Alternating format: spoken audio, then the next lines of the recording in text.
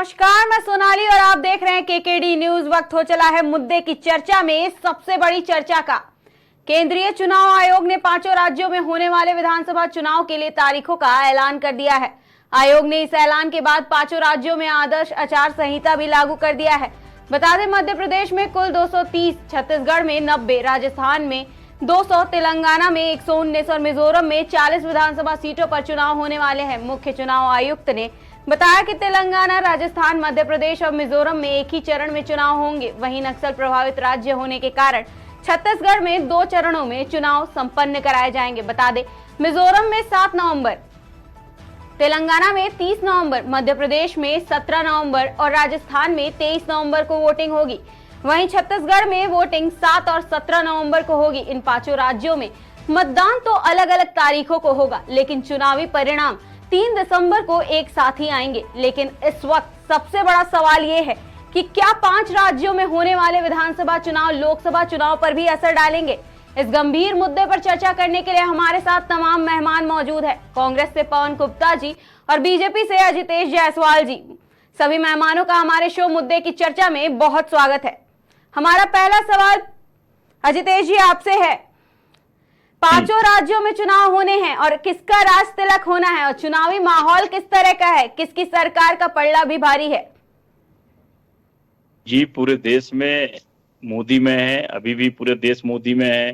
माननीय प्रधानमंत्री मोदी जी के नेतृत्व में जी हम 5 राज्यों में चुनाव जीतने के बहुत करीब हैं, क्योंकि इनका राजस्थान में तो बुरा हाल होना तय है। वहां जो गहलोत सरकार और सचिन पायलट की जोड़ी ने 5 साल राजस्थान की जनता का विकास न करके दिन रात लड़ाई की, दिन रात सीएम की कुर्सी के लिए उन्होंने दिमाग लगाया। जनता की सेवा में उसका खामियाजा भुगतना पड़ेगा। जी हमने मध्य प्रदेश में शिवराज सिंह चौहान जी के नेतृत्व में, माननीय प्रधानमंत्री जी के नेतृत्व में इतना अच्छा काम किया है, फिर से रिपीट होने जा रही है।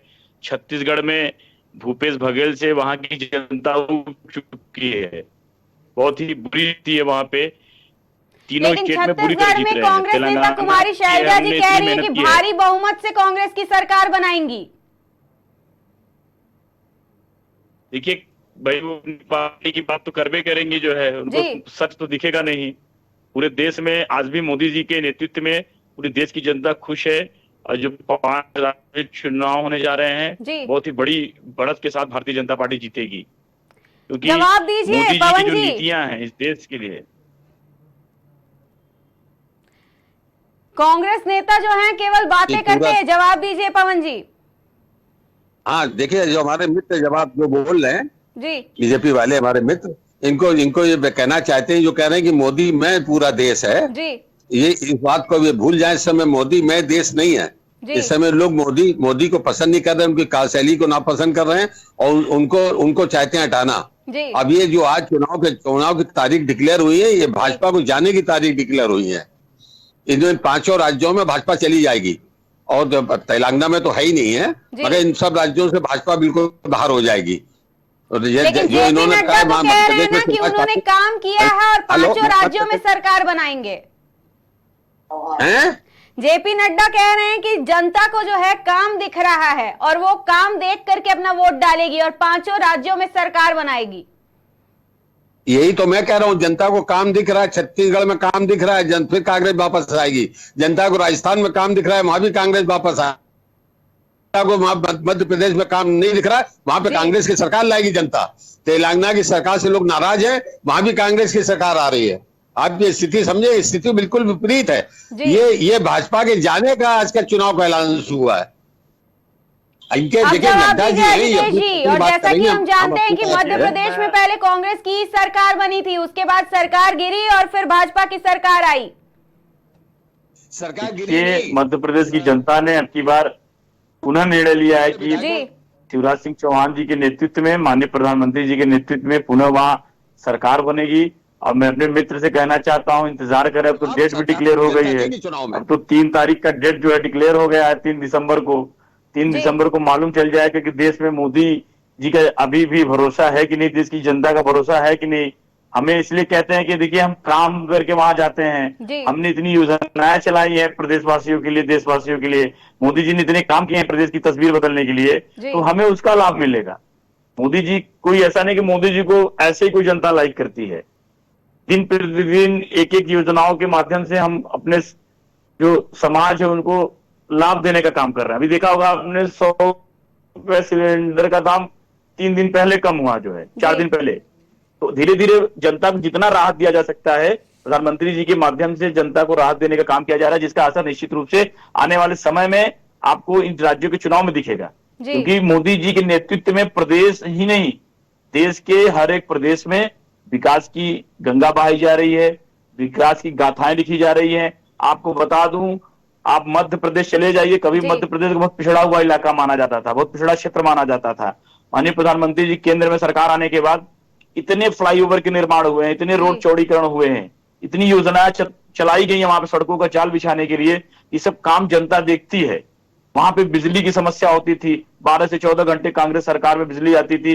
जब से केंद्र की सरकार आई, शिवराज सिंह जी की सरकार रही है मध्य प्रदेश में, 20 से 22 घंटे बिजली मिल रही है। हम अपने काम के दम पे वहां सरकार बना रहे हैं, हमारे पास कुछ है नहीं, जो है सिर्फ काम। मोदी जी ने ऐसा काम किया है, देशवासी उसको लाइक करते हैं, पूरे प्रदेश की जनता लाइक करती है। अब आप देखिएगा कि 200 प्लस सीटें रहेंगी मध्य प्रदेश में, जो है। अब जवाब दीजिए पंकज जी, 200 से प्लस सीटों का दावा किया जा रहा है। पवन जी आप बताइए, 200 से ज्यादा सीटों का दावा कर रहे हैं जितेश जी कि भाजपा की सरकार आएगी और 200 से ज्यादा सीटें लाएगी।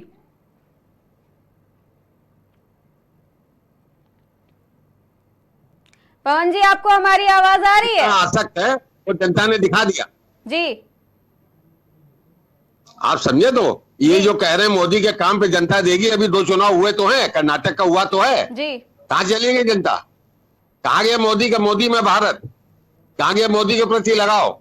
ये जनता बता रही है कि मोदी का भ्रम टूट गया है, मोदी जी से मोह भंग हो गया है, और मोदी जी के प्रति लगाव नहीं, उनकी कार्यशैली से जनता प्रसन्न नहीं है।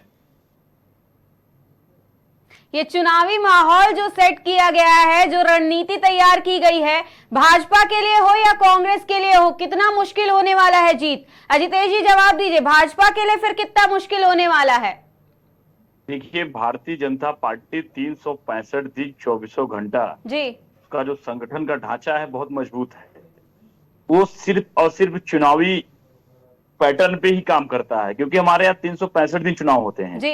इनकी पार्टी के लिए 5 राज्यों का आज ऐलान हुआ है, तो ये लोग ताबड़तोड़ बैठक कर रहे होंगे, ताबड़तोड़ रैली कर रहे होंगे, प्लान बना रहे होंगे अचानक से। लेकिन भारतीय जनता पार्टी में ऐसा नहीं होता।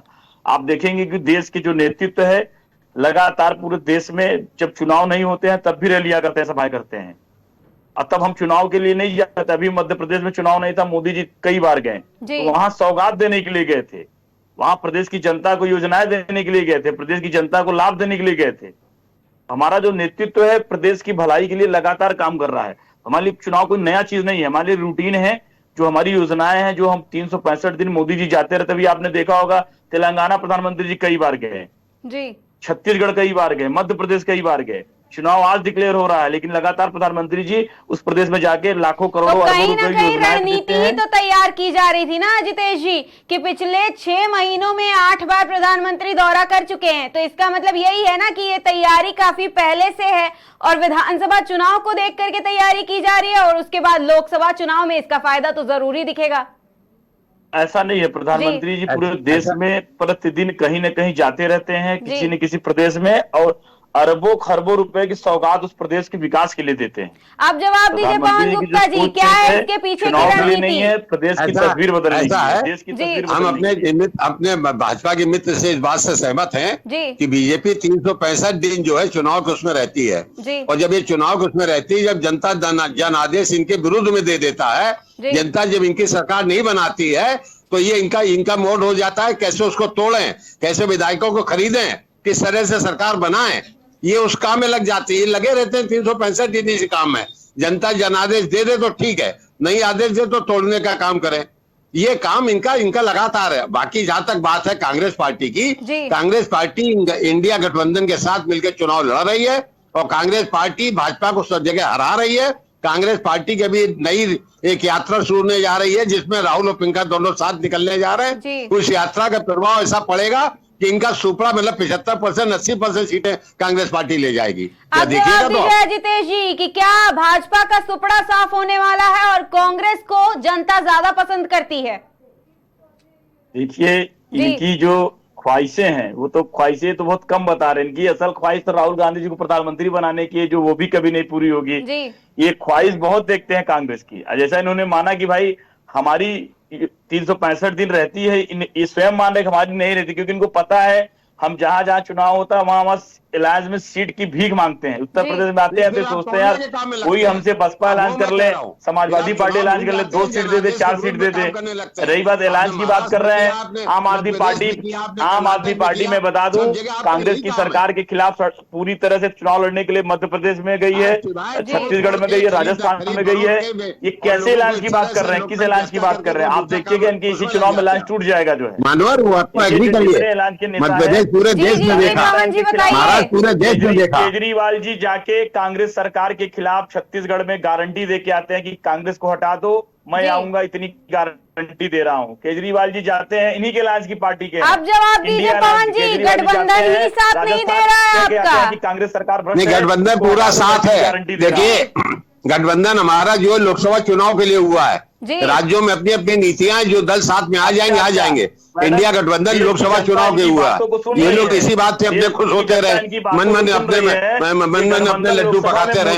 मगर भाजपाइयों को समझना चाहिए, कांग्रेस पार्टी सीधे सीधे मध्य प्रदेश में, राजस्थान में, तेलंगाना में और छत्तीसगढ़ में लड़ाई में, वहां किसी और की जरूरत है ही नहीं जी। हाँ, अब जवाब दीजिए अजितेश जी। पवन जी साफ कह रहे हैं कि किसी और की जरूरत ही नहीं है। पहले तुम अपने कांग्रेसी प्रवक्ता को धन्यवाद देना चाहते हैं कि उन्होंने ईमानदारी से स्वीकार किया कि हम ये अलायंस जो किए हैं लोकसभा के लिए किए हैं। इसका मतलब ये लोग आपस में लड़ेंगे, विधानसभा में एक दूसरे के खिलाफ आरोप तय करेंगे कि तुम अच्छे नहीं हो, तुम हट जाओ, तुम्हारी सरकार। मगर यही लोग मोदी जी के टर्न मत करें। मैंने कहा जो साथ आना चाहेगा आ जाए, तीसरी बार हम उसको ये कह रहे हैं। हमारा उसमें वो नहीं, क्योंकि हमारी सीधी लड़ाई है, हमारी आपकी भाजपा से सीधी लड़ाई है। तेलंगाना में तो आप नहीं है, तेलंगाना में हमारी लड़ाई बीआरएस से है। तेलंगाना में हमारा प्रदर्शन आप देखिएगा पिछले 2 साल में, आप देखिएगा, आप चौथे नंबर पे आएंगे। संगठन ने हमारे माननीय प्रधानमंत्री जी के नेतृत्व में अजितेश जी, मल्लिकार्जुन खड़गे जी कह रहे हैं कि बीजेपी की विधायी का उद्घोष हो गया है, तारीख नहीं आई है चुनाव की, विधायी का उद्घोष हुआ है। हाँ, भाजपा की विधायी का हुआ। ये इनकी जो है मुंगेरी लाल के हसीन सपने जो कहे जाते हैं, आजकल कांग्रेसी वही देख रहे हैं। इनको भी वो तो आपने कर्नाटक में भी देखे थे, वो तो आपने हिमाचल में भी देखे थे, छत्तीसगढ़ राजस्थान में बनने जा रही है। पूरा मंत्रालय, पूरा मिनिस्टर, प्राइम मिनिस्टर पूरे भाई पड़े रहे कर्नाटक के चुनाव में। उसके बाद क्या हुआ सबने देश ने देखा, आखिरी चुनाव तो वही हुआ है। आप जवाब दीजिए अजितेश जी, आखिरी चुनाव में कांग्रेस, कर्नाटक में देखिए चुनाव हारे हैं, तो कर्नाटक में चुनाव से हमने बहुत कुछ अपना सीखा हुआ है। जहाँ हमारे कुछ कमियां थी उसको हमने दूर किया हुआ है, कुछ लोकल इफेक्ट था, सारी चीजों को लेकर अब की बार तीनों स्टेट में इतनी जबरदस्त तरीके से हमारा संगठनात्मक रचना है चुनाव का। आप देखेंगे आने वाले समय में, देखिए आज लिस्ट जारी हुई है मध्य प्रदेश के, हम आपकी बात से सहमत है। ये 5 राज्यों का चुनाव हारने के बाद फिर आप कुछ सीखेंगे, उसमें सुधार करेंगे, करना पड़ेगा आपको। 5 राज्य के चुनाव हारने के बाद यही करना होगा आपको, जो आपने कर्नाटक में किया, उससे आपको सीख मिलेगी। पहले आप 5 राज्यों में चुनाव हारेंगे। हम लोग कांग्रेस की तरह नहीं है, बीजेपी कांग्रेसियों की तरह नहीं है कि हारने के बाद आरोप लगाती है कि ईवीएम हैक हो गया, हारने के बाद लगाती है कि इनका गलत उपयोग हो गया। हम सच्चाई स्वीकार करने वाले लोग हैं जो है। अब जवाब दीजिए पवन जी, अब जवाब दीजिए, ये साफ साफ आरोप लगाया जा रहा है। ये भारतीय जनता पार्टी के हमारे मित्रवर हैं, इनको तो कुछ भी कहना करना है, मगर 5 राज्यों में भाजपा की विदाई होने जा रही है, हमारे राष्ट्रीय अध्यक्ष ने कहा है। और हमारी नेता राहुल गांधी और प्रियंका गांधी की जो पदयात्रा आज घोषित हुई, आज घोषित हुई है, वो निकलने जा रही है, उसका बहुत बड़ा प्रभाव पड़ेगा। तो पवन जी, अगर आप सरकार बनाते हैं, कांग्रेस की सरकार बनती है, तो कौन से मुद्दे को ध्यान में रखा जाएगा सबसे ज्यादा? जनता को लुभाने की तैयारी किस तरह की है? जो जनता की जो सबसे ज्यादा जरूरत है, निर्बल को आगे बढ़ाने का काम है, जो शोषित समाज है उनके उत्थान का काम किया जाएगा। नई नई ऐसी नीतियां बनाई जाएंगी, महिलाओं को आरक्षण देने का काम, महिलाओं को सुविधाएं देने का काम, महिलाओं को बहुत सी उनको आगे बढ़ाने के लिए योजनाएं लाई जाएंगी, युवाओं को आगे बढ़ाने के लिए रोजगार के लिए योजनाएं लाई जाएंगी और किसानों को बहुत सी सहूलियत दी जाएंगी। ये हमारे वादे हैं, हमने खुल के वहां पे वादे किए हैं। जी, अब जवाब दीजिए अजितेश जी, भाजपा की क्या तैयारी है? कांग्रेस के लोग डिबेट में बैठ के तो बहुत अच्छी अच्छी मीठी बात करते हैं, मगर जनता इनको इनके असली चेहरे से, चरित्र से पहचानती है। अभी ये कह रहे हैं महाशय जी कि हम जो है महिलाओं का आरक्षण, इनसे पूछे जब इनकी केंद्र में सरकार थी तो कितने महिलाओं का आरक्षण दिया इन्होंने, बताइए? जवाब दीजिए। अभी हमारे यूपी में चुनाव हुआ, कांग्रेस पार्टी ने 40% अनाउंसमेंट किया था महिलाओं को देने का और 40% टिकट दी। पूरे देश में किसी दल ने आज तक नहीं दी। सरकार ने कभी अभी विधानसभा चुनाव में जब क्या बात करते हैं, हमने आरक्षण की बात हम करते रहे। 33% आरक्षण का बिल 2010 में राज्यसभा से कांग्रेस पार्टी ने पास कराया। चौपट हो जाए ऐसी योजना लाई इन लोगों ने। हैं? इन्होंने युवाओं के लिए एक योजना चलाई थी जिसका मनरेगा नाम है, जाओ वहां पे मनरेगा में काम करो। इनकी एक ही योजना थी 10 साल में रोजगार मिला है लोगों को, जो देश आगे बढ़ा है उसकी नींव आधार उसको बढ़ाने का काम कांग्रेस पार्टी ने किया है। आप तो आके उसके फल काट रहे हैं और उसके बाद भी आप उसको जड़ मजबूत नहीं कर रहे, रोजगार नहीं दे रहे। 8.49% बेरोजगारी हो गई है, यानी मतलब देश की आबादी का करें तो 13 करोड़ युवा रोजगार बेरोजगार है। आपने अभी मेरे एक बात मेरी सुन लीजिए, अभी लोकसभा में एक पूरक प्रश्न अगस्त में आया था, उस प्रश्न में सरकार ने जवाब दिया था। उनसे पूछा गया था कितने युवाओं ने 9 साल में आवेदन किया, आपने कितनों को नौकरी दी है। जो राइटिंग में जवाब भारत सरकार ने दिया कि 22 करोड़ 43 लाख युवाओं ने आवेदन किया था और कुल हम 7,63,000 युवाओं को नौकरी दे पाए। और ये लेके आए थे मैनिफेस्टो कि 2 करोड़ रोजगार प्रतिवर्ष देंगे। ये इनके मैनिफेस्टो में 2014 वाले में पहला इनकी घोषणा थी।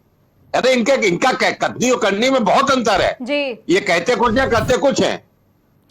तो मेरा सवाल अभी अजितेश जी आपसे है कि अगर सरकार बनती है, विधानसभा चुनाव में जिसकी भी सरकार बनती है, उसका साफ जो असर दिखेगा वो लोकसभा चुनाव पर दिखेगा। देखिए, यहाँ जो चुनाव होता है मैडम, अलग अलग थ्योरी पे होता है। जब लोकसभा की बात होती है तो पूरा देश एक मत से, एक स्वर से माननीय प्रधानमंत्री जी के साथ होता है जी। लोकसभा चुनाव में हर व्यक्ति, हर परिवार से, हर घर से ये दिमाग में रखता है कि हमें देश में प्रधानमंत्री मोदी को बनाना है जी। अब विधानसभा का जो चुनाव होता है अलग अलग स्टेट के आधार पर होता है, अलग अलग क्षेत्रीयता के आधार पर हो जाता है। उसमें भी भारतीय जनता पार्टी के जो चुनाव होने जा रहा है, आप देखेंगे 3 स्टेट में, मध्य प्रदेश में जितनी काम शिवराज सिंह सरकार ने पिछले 5 साल में लगातार किया है, इतनी योजनाएं वहां पे लाई है। सिलेंडर के दाम वहां सबसे कम है, 1250 रुपए वहां महिलाओं को, एक महिलाओं को दिया जा रहा है। तमाम ऐसी योजनाएं हैं जिसका प्रदेश की जनता ने लाभ उठाया, प्रदेश की जनता वहां कह रही है। अभी भारतीय जनता पार्टी ने वहां पे विजय यात्रा निकाली थी, जन आशीर्वाद यात्रा निकाली थी मध्य प्रदेश में।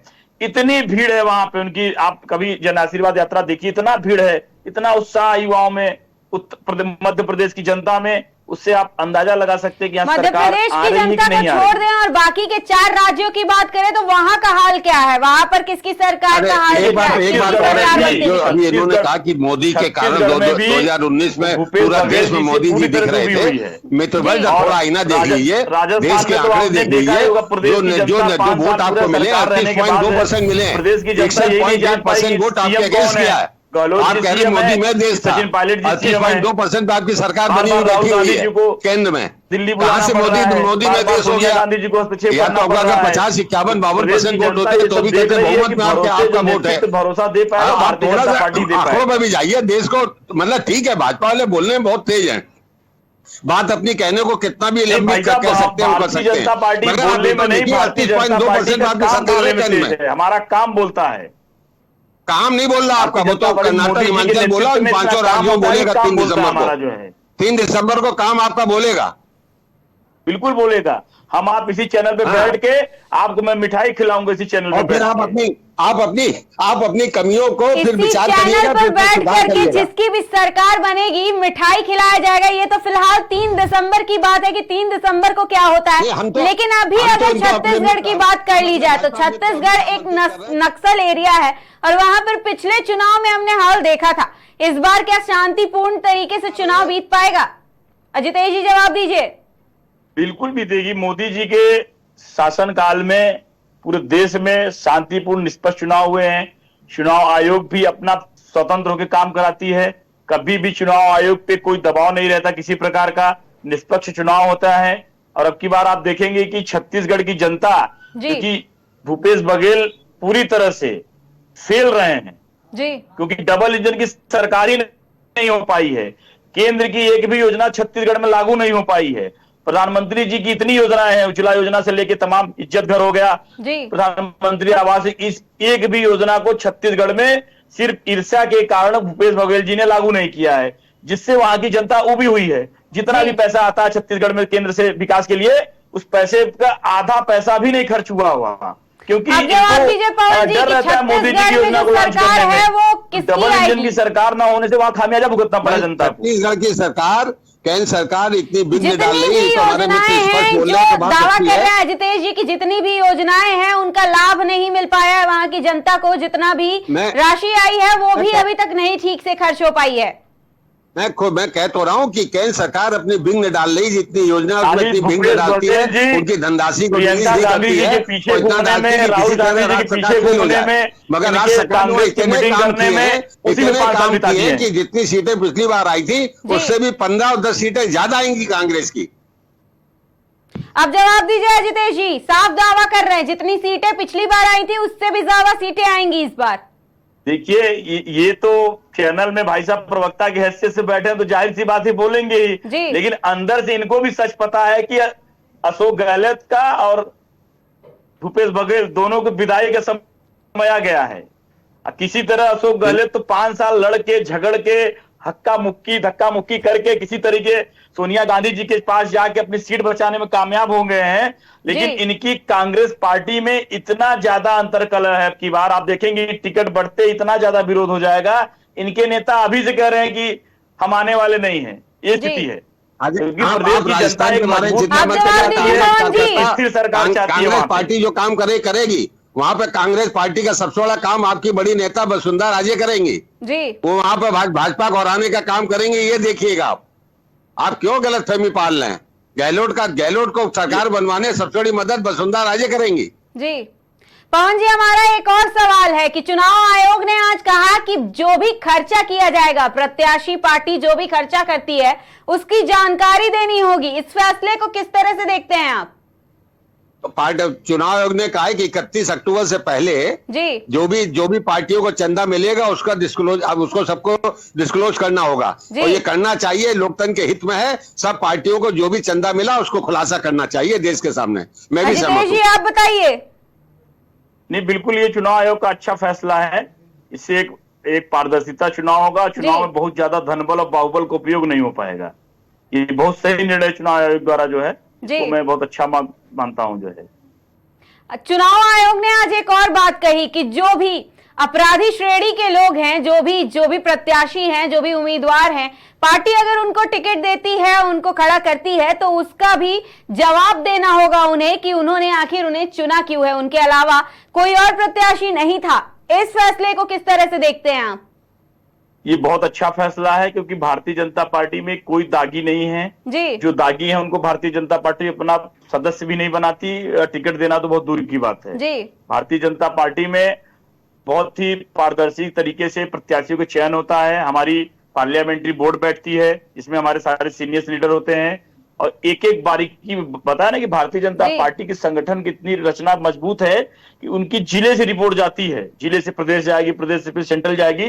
तो बहुत ही क्षण के, बहुत ही अच्छे व्यक्ति को जो जनता की सेवा में अच्छे साबित हो सके, ऐसे लोगों को चिन्हित करके उन्हें चुनाव लड़ाने का काम किया जाता है। आप जवाब दीजिए पवन जी, आप इस फैसले को किस तरह से देखते हैं और जो अजितेश जी बता रहे हैं उन सवालों के जवाब दीजिए। पता नहीं बड़ा अच्छा बोलते हैं, बड़ा अच्छा कर रहे हैं और सत्य की तरफ नहीं जाते। अपना आईना नहीं देखते। 303 इनके सांसद हैं जी 303 सांसद में 214 सांसद के ऊपर अपराधी के केस दर्ज हैं, और जिसमें से 113 या 115 के उतने के ऊपर गंभीर अपराध के केस दर्ज हैं। जी ये कहां से कह रहे हैं कि इनके सांसद अपराधी नहीं है, और इनके जो विधायक राहुल 30% विधायकों पे गंभीर अपराध के केस है। ऐसा सूचना मिली है, भारत सरकार का रिकॉर्ड राहुल हमारा गांधी नहीं जी है। भी बेल पे घूम रहे हैं।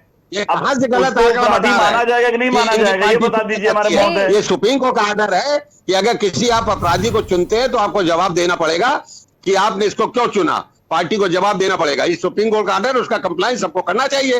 ये तो अच्छी बात है, अपराधी नहीं आए, अपराधी ना चुने जाए, ये तो देश। अजितेश जी आप कुछ कह रहे थे? मैं ये कहना चाह रहा था कि राहुल गांधी जी के ऊपर भी किसी मुकदमे में बेल पे चल रहे हैं बाहर, जी तो उनको अपराध की श्रेणी में गिना जाएगा कि नहीं गिना जाएगा? यदि किसी सांसद के ऊपर कोई धरना प्रदर्शन के दौरान जनता से जुड़े मुद्दे पे किसी अधिकारी के खिलाफ, किसी सरकार के खिलाफ कोई धरना प्रदर्शन हुआ, उसमें कोई FIR दर्ज हो गया होगा, तो वो अलग विषय होता है। लेकिन एक बाहुबली और ऐसे व्यक्तियों को तो भारतीय जनता पार्टी में कोई जगह नहीं है। उत्तर प्रदेश में तो आप देख रहा होगा, पूज्य महाराज जी के नेतृत्व में अपराधियों का सफाया हो रहा है। जी तो अपराध और अपराध मुक्त राजनीति में सबसे अग्रणी भूमिका निभाने के लिए अगर कोई दल जानी जाती है तो भारतीय जनता पार्टी है। पूरे देश में आज मिसाल है, स्वच्छ छवि के लोग कानपुर में रोड देख रहे हैं। एक बाबू सिंह के में बेचारे ने उसकी जमीन हड़प ली, उसका पैसा 6 करोड़ की चेकें छीन ली, और बाद उसने आत्महत्या की। वो भाजपा नेता दोनों फरार है, लगातार रोज आता है कि फरार है। एक सांसद एक भाजपा सभासद ने भी एक हफ्ते पहले सरदार को इतना मारा कि उसकी आंख निकल गई, तो वो हुआ। एक भाजपा सभासद ने कभी एक दुकानदार को इतना मारा कि उसका सर इस लिहाज से तो फिर किसी को भी नहीं चुनाव में खड़े होना चाहिए ना अजितेश जी और पवन जी।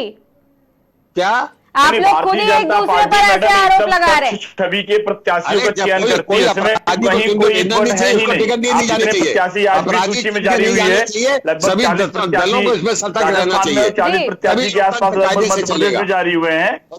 आप उसका रिकॉर्ड निकाल लीजिए, एक भी ऐसा दागी प्रत्याशी को भारतीय जनता पार्टी मौका ही नहीं देती। जी अब जवाब दीजिए पवन जी। भारत सरकार का रिकॉर्ड उठा लीजिए, भारत सरकार का रिकॉर्ड 100 से ऊपर सांसद हैं जिन पर गंभीर अपराधी का वो केस है। 100 से ऊपर आपके 303 में।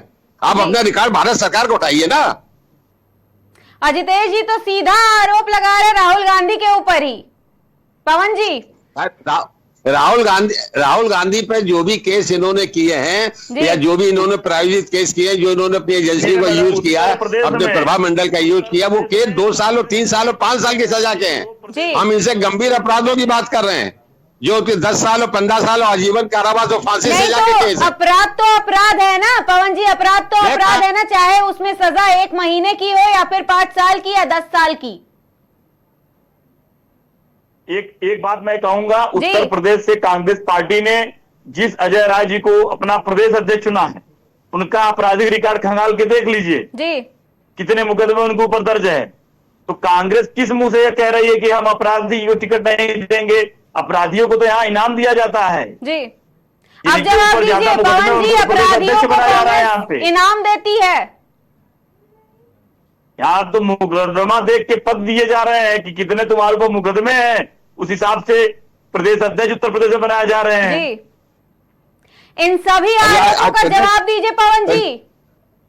ऐसा है प्रदेश, ये जो मुकदमों की बात कर रहे हैं, एक केस में एक प्रदर्शन हुआ था, धार्मिक प्रदर्शन, और आज से 20 साल पहले उसमें 82 लोगों के खिलाफ FIR हुई थी। वो केस चल रहा था, सरकार ने वो केस वापस लिया 81 लोगों के खिलाफ। एक सिर्फ हमारे प्रदेश अध्यक्ष को छोड़कर बाकी सबके खिलाफ केस वापस ले लिया। ये इनकी नीति है, ये इनका काम करने का ढंग है, ये देश के प्रति विश्वास के साथ आगे बढ़ना चाहते हैं। और क्योंकि उस समय जो हमारे प्रदेश अध्यक्ष है उस समय भाजपा के विधायक थे, तो उसको तो करने, अब वो भाजपा के नहीं, अब कांग्रेस के, इनका केस छोड़कर बाकी 81 का वापस ले लिया। आज हम लोगों ने पूरे प्रदेश में ज्ञापन दिया इस बात का, इसके विरोध में पूरे प्रदेश में दिया। अब इस चीज का जवाब दीजिए अजितेश जी, पूरे प्रदेश भर में ज्ञापन दिया गया है। देखिए, ये ज्ञापन इसलिए दिया गया है कि अपनी विफलता को छिपाना चाह रहे हैं। ये अजय राय जी को चुन के ये बता दिए कि कांग्रेस की नजर में स्वच्छ छवि का व्यक्ति होना, स्वच्छ छवि का नेता होना कोई माने नहीं रखता जी।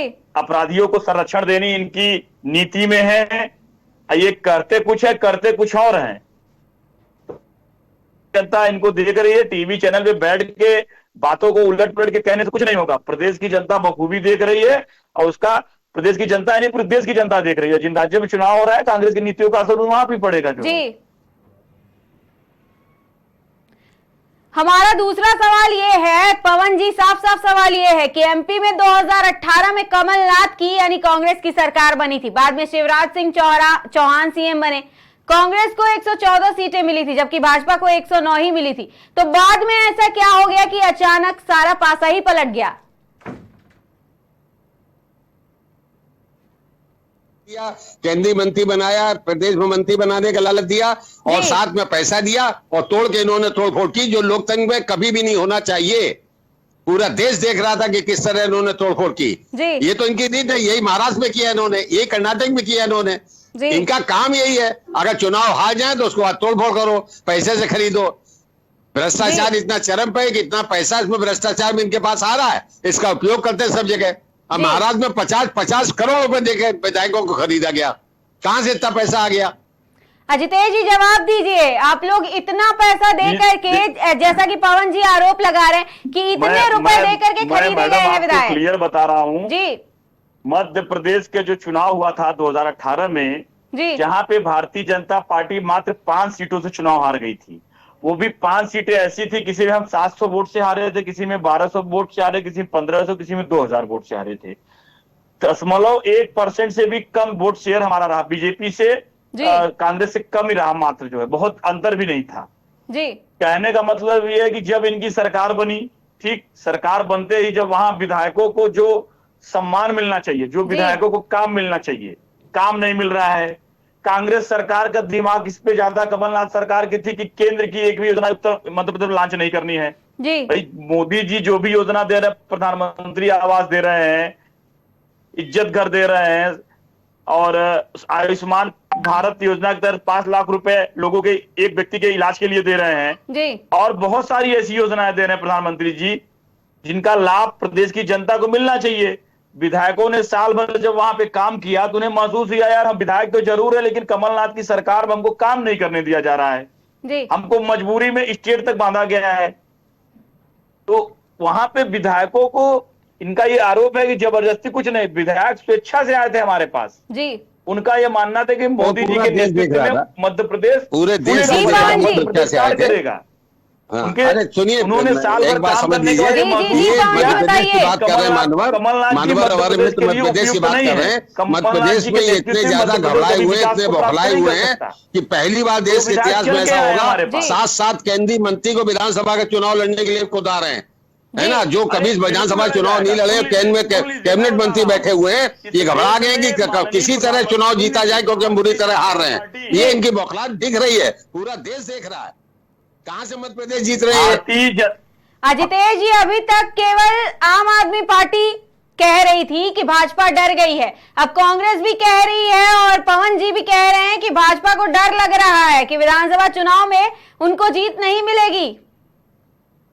7 केंद्रीय मंत्री, कभी ऐसा हुआ आपने कभी? इन्होंने जो ये कहा कि 1 मिनट भाई साहब सुन तो लीजिए मेरी बात, आपकी बात का मैं जवाब दे रहा हूं, सुन लीजिए जी जी। आप जो कह रहे केंद्रीय मंत्री को लड़ा रहे हैं, सांसद को लड़ा रहे हैं, ये भारतीय जनता पार्टी में ही संभव है जी। यहाँ पे हर व्यक्ति की भूमिका कब किसको कहां लड़ाया जाता है, यही इसकी खूबसूरती है भारतीय जनता पार्टी की। वो आपके हर व्यक्ति का अलग अलग उपयोग होता है। हमारे यहाँ जो देश के राष्ट्रपति बने थे इसके पहले, सुन लीजिए हमारी बात, माननीय राष्ट्रपति जी इस समय जो है, जिसके पहले भी थी माननीय राष्ट्रपति रामनाथ कोविंद जी, कभी इन्होंने विधानसभा और लोकसभा का चुनाव नहीं लड़ा, डायरेक्ट इनको राष्ट्रपति बनाया गया, राज्यपाल बनाया गया, फिर राष्ट्रपति बनाया गया। तो ऐसा नहीं है, हर व्यक्ति की भूमिका अलग अलग होती है। माननीय प्रधानमंत्री जी इतना खूबसूरती से बीजेपी चला रहे हैं, इनकी बौखलाहट बड़े स्पष्ट रूप से पूरा देश देख रहा है और इनकी बौखलाहट का रिजल्ट है कि इनको अपने विधायकों पर, अपने निर्वाचित विधायकों पर, वहां के अपने स्थानीय नेताओं पर भरोसा नहीं रहा है, तब ये केंद्रीय मंत्री उतार रहे हैं। किसी भी तरह चुनाव जीतना इनके पास रास्ता नहीं दिख रहा, इनको लग रहा है शायद इस रास्ते से जीते हैं और ये भी रास्ता इनका सफल नहीं होगा। जितने केंद्रीय मंत्री हैं एक भी नहीं जीतेगा जी। हर चुनाव में हमारे जिस भी यहाँ तो- पार्टी की जीत होती है विपक्ष यही कहता है कि ईवीएम में घोटाला हुआ है, और उसके अलावा जितने भी चुनाव के वोट्स पड़े हैं, वोटर्स हैं, उन सबके साथ घोटाला हुआ है। इस बार की क्या तैयारी है? इस बार कितने आरोप लगने वाले हैं और किसकी जीत तय है? तो इस पूरी चर्चा के बाद ये तो तय है कि चुनाव के परिणाम अगले वर्ष होने वाले लोकसभा चुनाव पर बड़ा असर डालेंगे। इस लिहाज से इन 5 राज्यों में होने वाले चुनाव सभी पार्टियों के लिए बेहद महत्वपूर्ण है। बता दें, तारीखों के ऐलान के साथ ही चुनाव आयोग ने इन चुनावों की तैयारी का विस्तार से ब्यौरा दिया है। उन्होंने कहा कि 5 राज्यों में 16.1 करोड़ मतदाता अपने मताधिकार का प्रयोग करेंगे, जिसमें 8.2 करोड़ से ज्यादा पुरुष मतदाता होंगे और 7.8 महिला मतदाता होंगी। इसके साथ ही यहां इस बार 60 लाख से ज्यादा नए मतदाता वोट करेंगे, जिसमें 23.6 लाख से ज्यादा नई महिलाएं मतदाता होंगी। चुनाव आयोग ने बताया कि इन 5 चुनावी राज्यों में मतदान के लिए 1.77 लाख वोटिंग बूथ बनाए गए हैं। इन सभी बूथों की निगरानी कंट्रोल रूम से की जाएगी। इसके साथ ही उन्होंने कहा कि आपराधिक उम्मीदवार को टिकट देने का कारण पार्टी को बताना होगा। ऐसी ही तमाम चर्चा के लिए देखते रहिए केकेडी न्यूज। तब फिलहाल के लिए नमस्कार।